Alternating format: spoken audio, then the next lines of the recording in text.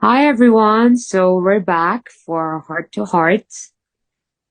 And today, um, we were actually planning to speak about something else. And then, what we thought was a very important topic came up, from one of, and the question was, how do you accept to have a chronic illness?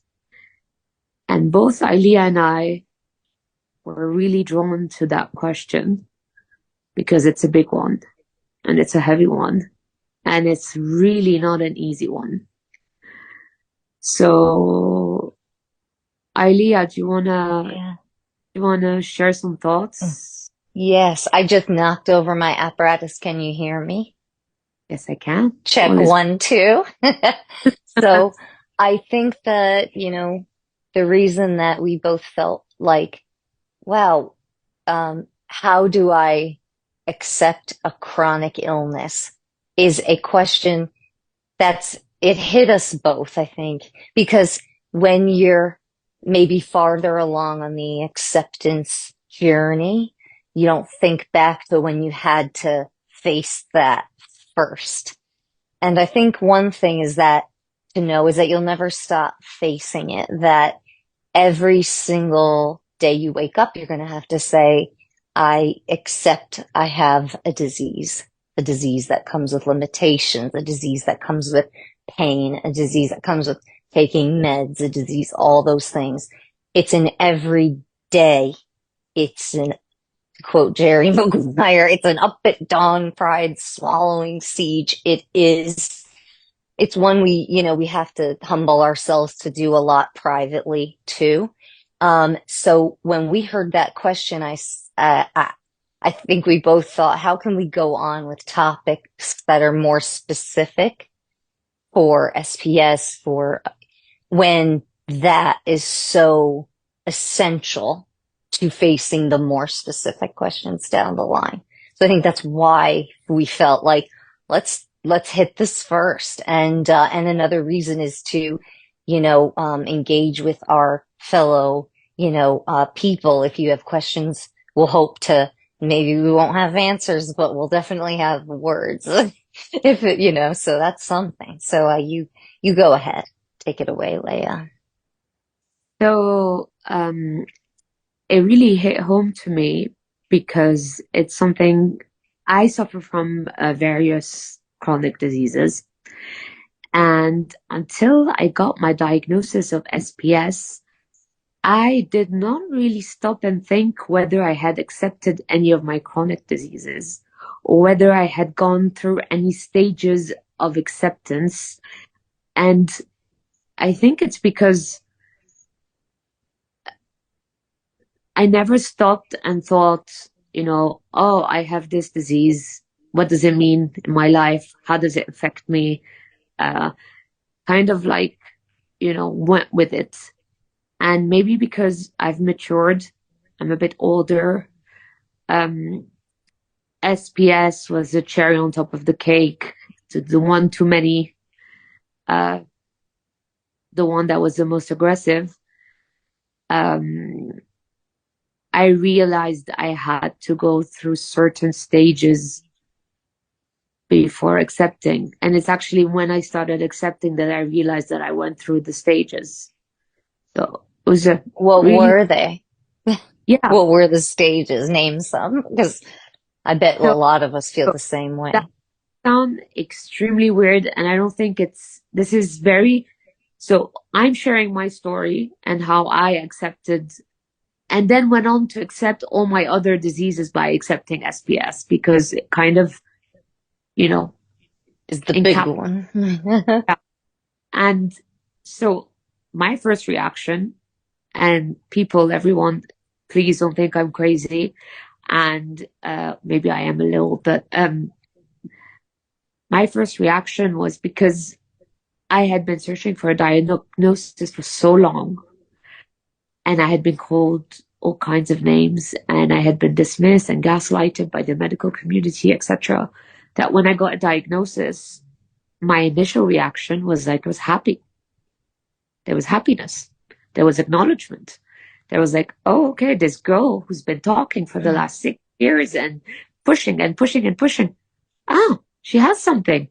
And I was like, wow. And I felt like a weight got off my shoulder.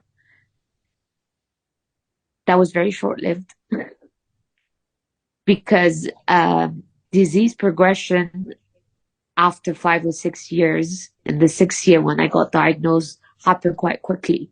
So, whereas at the beginning it was flares, in the last year, on a month to month, I, you know, got worse and worse and worse. And then when I got diagnosed, it's actually week by week, I started getting worse. So I got the diagnosis, and after a few weeks and, realizing I was getting worse, I was like, actually, wait a second.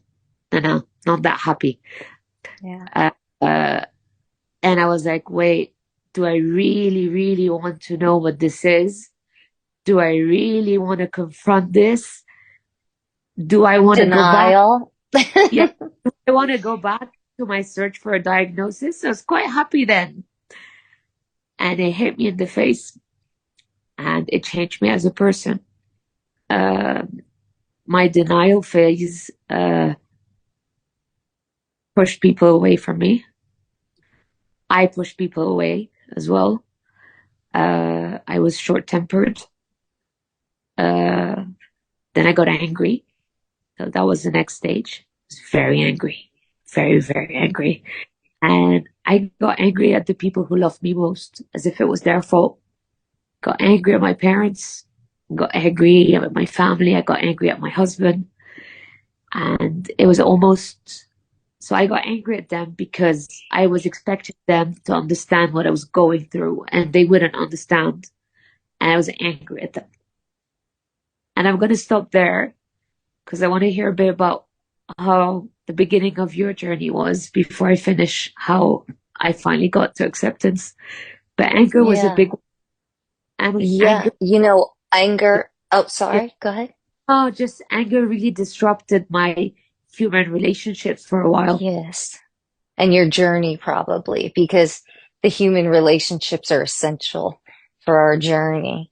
And I think this thinking about it in terms of stages, it's easy enough to Google the stages of grief. And while it's not a loss in that capacity that those were written for, it is loss that we experience. And so the stages of grief, I think, apply in so many ways because loss is severe. Lots of mobility at the same time that you have loss of, energy at the same time as you have loss of friendships, relationships. It's all, you know, it's like playing 10-dimensional chess while being very ill. You're not up to it. Even at my best, it would be a tough game. So, when you said, so I think like, thinking about it in stages is helpful for the person undergoing this type of thinking. How do I accept a chronic illness? It's essential that you think about it in stages because then you can observe when you move to the next one, even if it's in retrospect. And I think that's therapy. So you're doing self therapy, but what could be more handy and helpful to us. So when you got to anger, I remember that phase. And I got, I was in my fellowship year of training, which means I went, straight through 4 years of undergrad, 4 years of, pre-med, 4 years of med school, 4 years of residency, an extra year of fellowship, year of diagnosis. Same year I got engaged to be married. Anger, I don't even know. It was so big, it wasn't even anger. It was like, I don't know what it was. It was first, like you said, denial. We went through denial, anger, but I got over it. And then I started to sort of see, okay, well, it's the 21st century. Let me see how I can be disabled and, rock on. And I got my great doctor and I got my, I started to do better. So I was 3 years deep into the diagnosis, thinking I was really over my anger. And I'm telling this story because one, I threatened to tell it when I had a big fight with my husband, and he won't mind. But I think it's important because it emphasizes that there's going to be relapses of acceptance. Like you're going to have parts where you just take a few steps back in terms of your progress of accepting the fact that you do have a chronic illness and that it does come with loss, limitations, etc. It also comes with wonderful things. And we'll get into that later, after we get everybody, less freaked out because that's hard. But so I was, 3 years deep into this, you know, treatment regimen, and we're fighting for our lives when we go for treatments, when we're, taking meds, when we're doing all that, we're fighting. And so it's like we want our, caretakers, our loved ones to be our, our comrade in arms, our soldiers, and when they're not, it's horribly disappointing and can feel like betrayal. So it's a very emotionally loaded relationship, or many that are around us, or a few. So they're already tense. There's not frustration and for anger for things like that. So we're living in this, he's a wonderful man, and he even picked a place where I could go walking in a cute, luxury outdoor shopping center. Everything's cute. I'm thinking I'm walking so much better. Corey's gonna realize it and say, "Whoa, look how you're walking," and instead I was met with something and that he said that was, "I don't think you have SPS." Now, this is 3 years deep into like diagnosis, the fourth expert opinion at very reputable diagnostic centers of the world. I'm a physician. So I felt my blood start to boil because we're all in this together. And those words, so I waited for the reasoning that never came. There was no new article he read. There was no new news that he had heard. There was nothing. And so, and I asked him, and I kept asking him, and I pressed him, and I gave him chance after chance to come through with something that would make me not feel so abjectly alone and angry on a level that was like relapse anger from the old days when I had no medication, and I was like, it threw me. And I had to cope. He had to cope. We both had to face that. It was a face off, I would say. And why? I had no idea. And I think that he maybe even doesn't have any idea. Now it's many years ago, not many, but it's years ago. And so we can put it in the past. I'm bringing it up today because during that fight, I said to him, and Leia's heard this before, but I said to him, and this was a much more angry Ilea, who can be really scary. What's going to happen in a few years when I'm talking about stiff person syndrome to the community?